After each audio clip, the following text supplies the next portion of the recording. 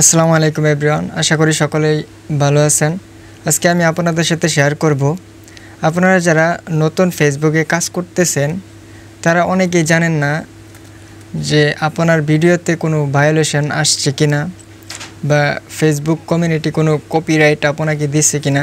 Creator আছেন Facebook পেজে video তৈরি করেন, তারা যারা নতুন তারা অনেকেই জানে না যে ফেসবুকে কোনো কপিরাইট দিছে কিনা। আর যদি কপিরাইট দিয়ে থাকে তাহলে তো আপনি ফেসবুকে কাজ করে কোনো লাভ নেই, কারণ আপনার ভিডিওগুলো গ্রো করবে না।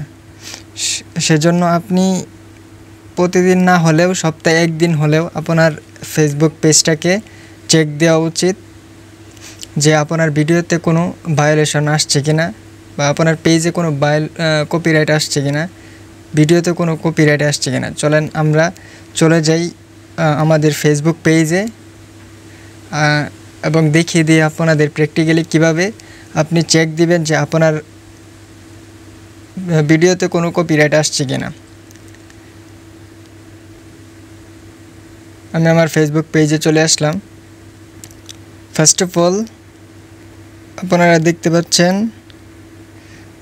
এই থ্রি ডট আইকন, উপরে একটা আইকন দেওয়া আছে, এই যে আপনারা দেখতে পাচ্ছেন, মার্ক করে দিলাম।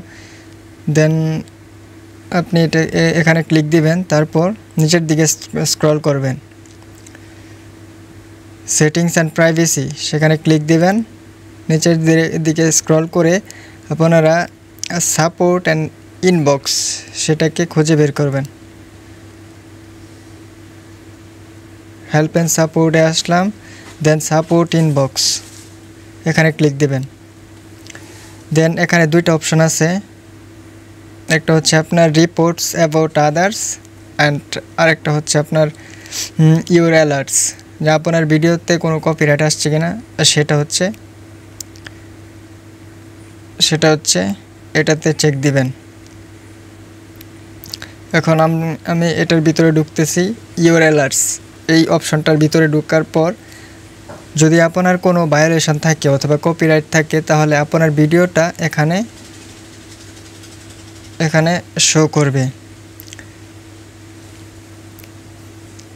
যেহেতু আমার ভিডিওতে কোনো কপিরাইট নাই সেজন্য এখানে নো ভায়োলেশন লেখাটা আসছে।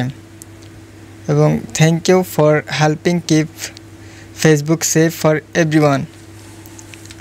আমার পেজে কোনো ভায়োলেশন নাই।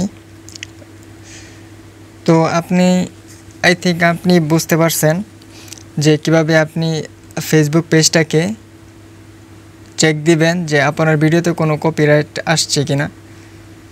তো শেষ পর্যন্ত ভিডিওটি দেখার জন্য অসংখ্য ধন্যবাদ। আল্লাহ হাফেজ।